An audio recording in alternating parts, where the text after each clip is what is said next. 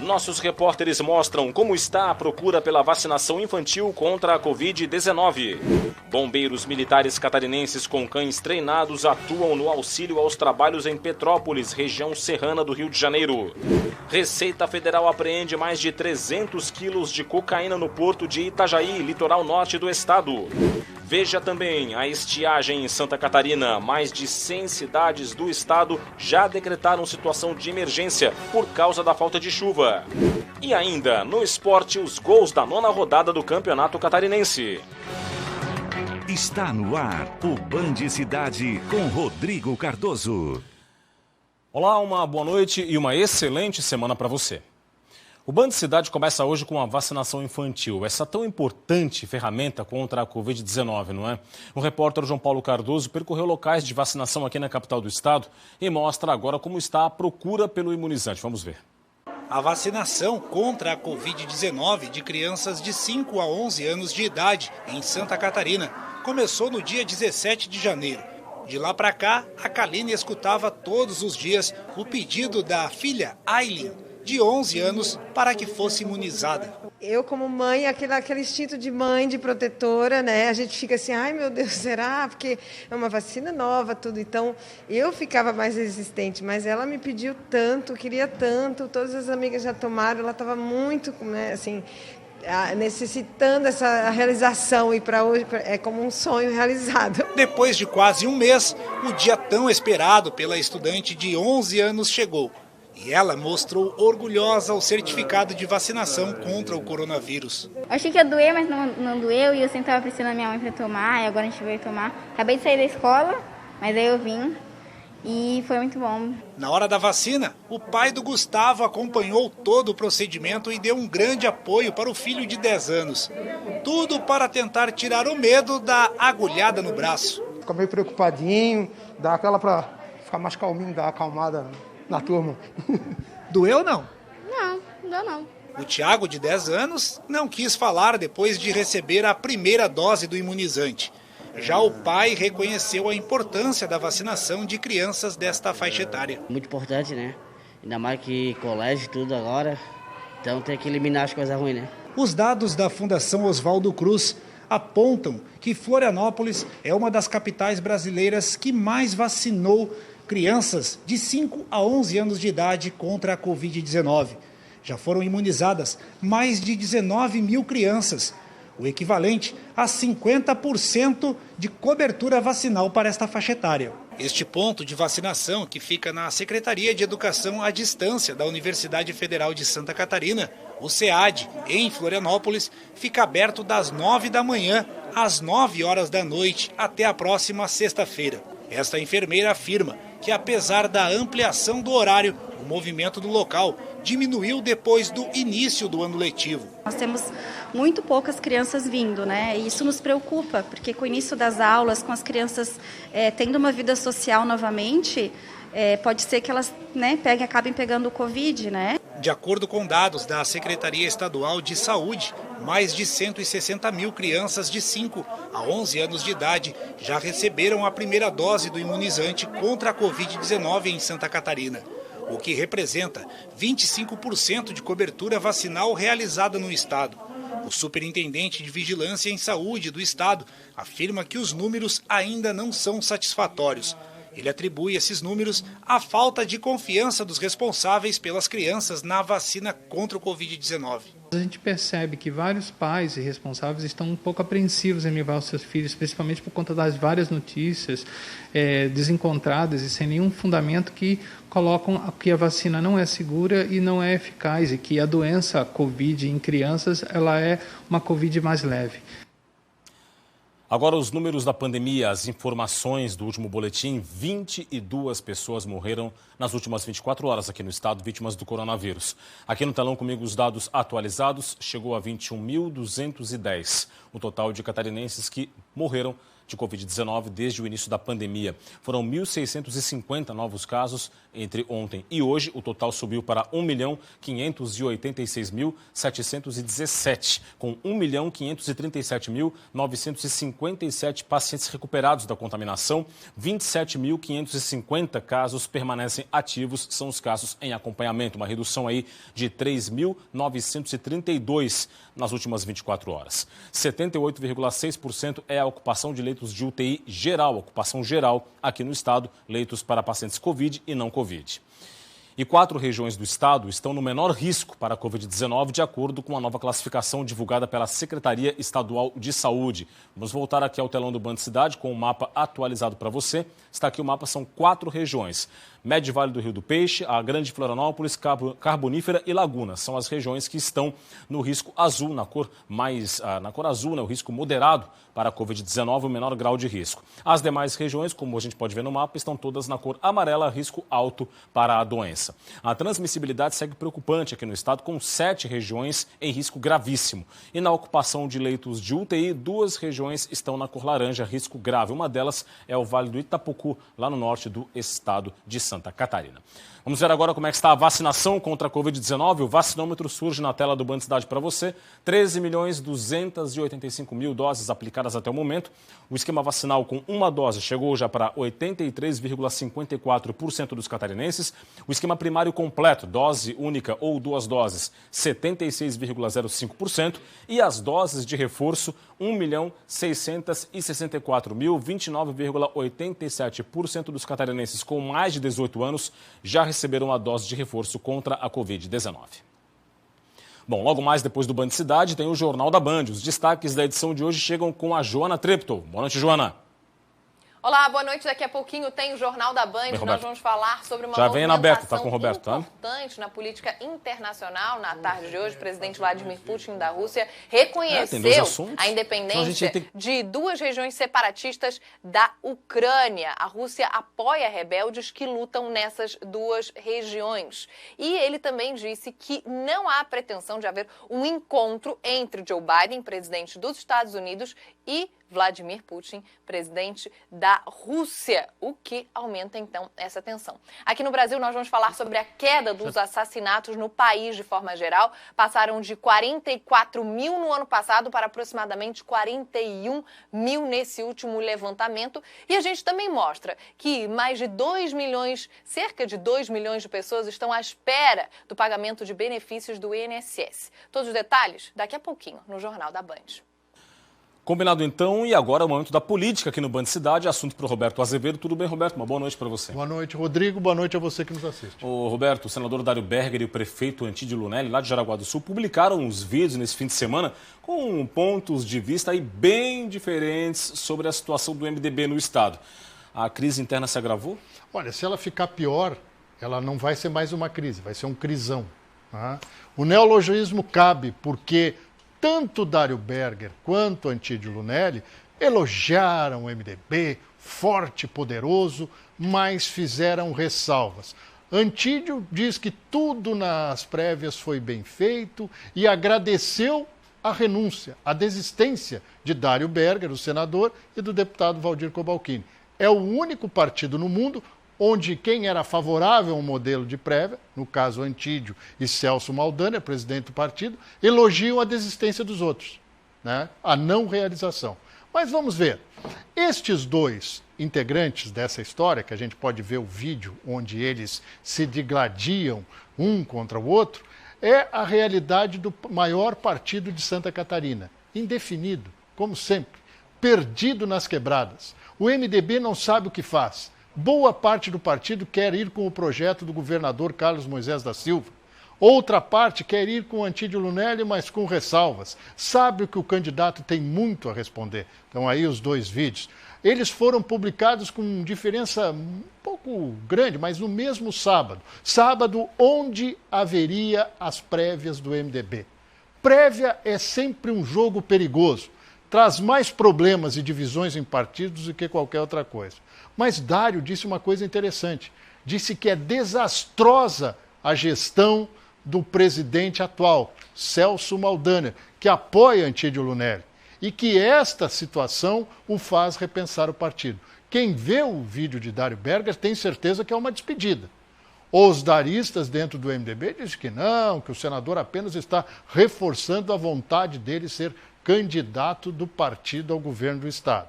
Na realidade, Dário tem um plano B, de PSB, e que está esperando ele de braços abertos para ser o pré-candidato do partido.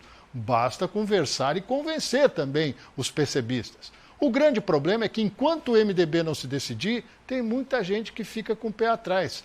É aquela questão do elefante na sala cheia de cristais. Qualquer movimento do MDB já pode causar um estrago grande. E os outros partidos? PSD indefinido. Quem ouviu o presidente nacional Gilberto Kassab não sabe o que ele quer. Ora conversa com Lula, ora diz que o candidato do partido à presidência é o senador Rodrigo Pacheco, presidente do Senado. Só não é se não quiser. Mas aí disse que ele não cresceu nas pesquisas porque ainda não é pré-candidato. Vai entender. Dito isso, um grande abraço e até amanhã. Falar do trabalho dos bombeiros catarinenses em Petrópolis, região serrana do Rio de Janeiro.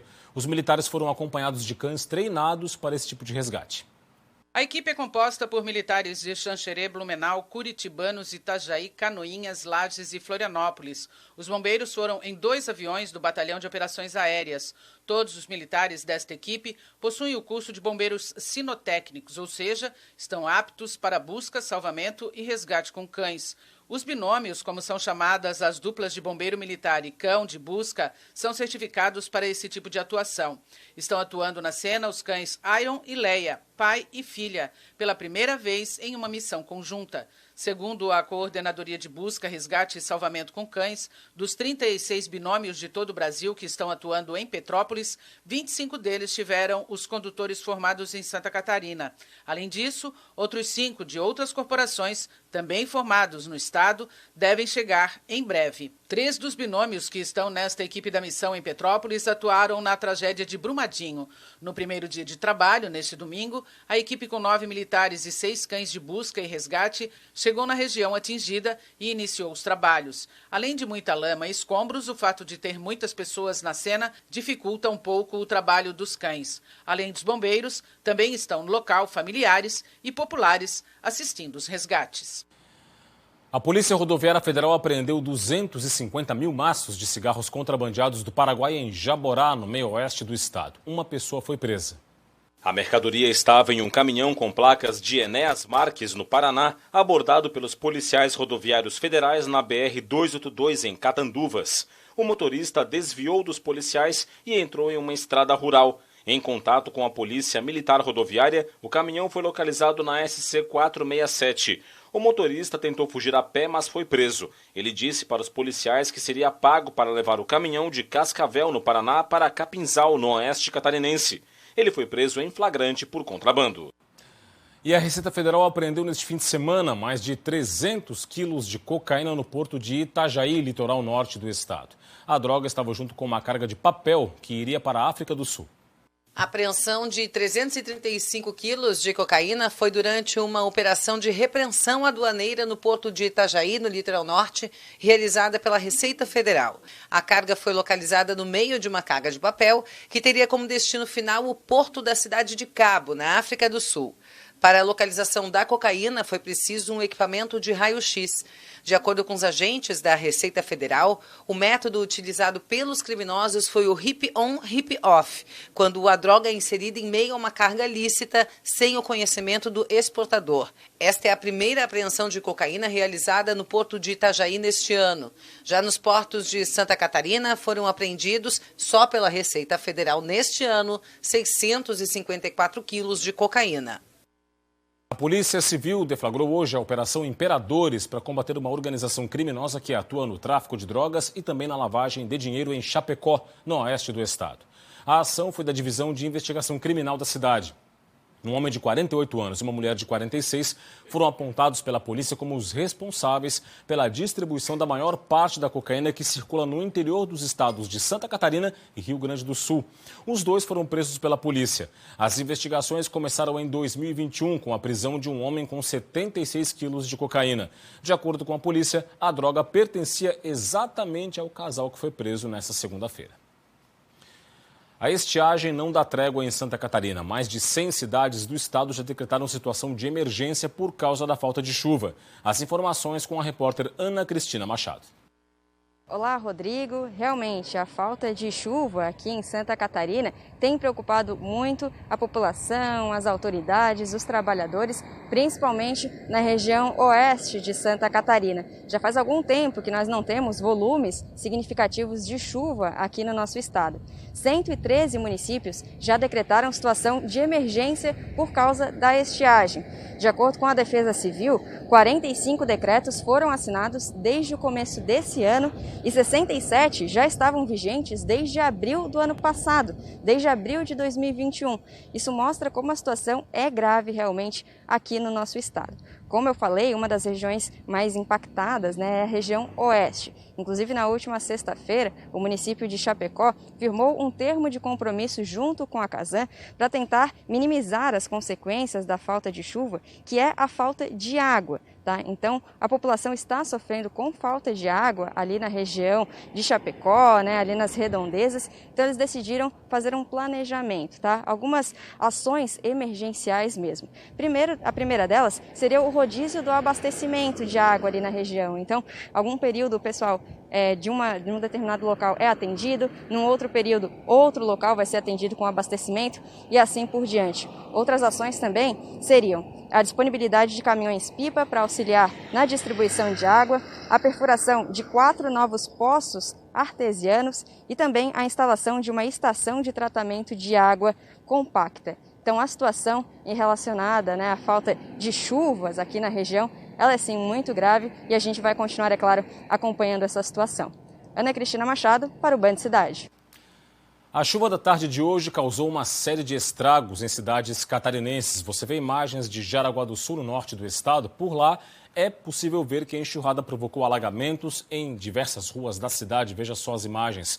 Segundo a Defesa Civil, choveu em Jaraguá do Sul na tarde de hoje em cerca de 22 a 25 minutos, o equivalente a 77,6 milímetros, uma quantidade significativa de chuva.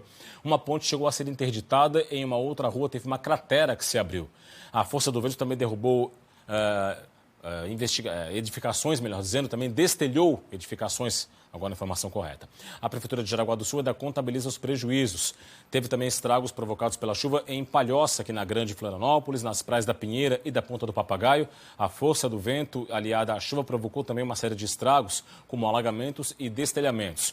Houve também prejuízos, estragos provocados em cidades como Presidente Getúlio e Brusque. E agora você confere a previsão do tempo para amanhã em todo o estado. Veja agora.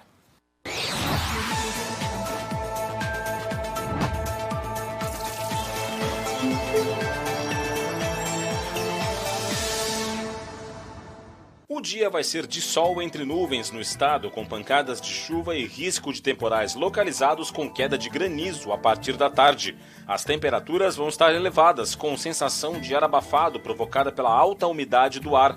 Em Florianópolis, mínima de 22 e máxima de 21 graus. Em Itajaí, variação entre 22 e 35. Em Lages, 15 graus de mínima e 29 de máxima. E em Chapecó, mínima de 17 e máxima de 32 graus. Hora das informações do esporte.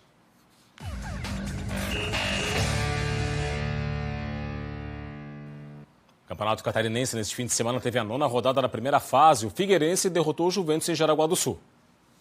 No estádio João Marcato, após a cobrança de escanteio, Luiz Gustavo abriu o placar para o Figueirense.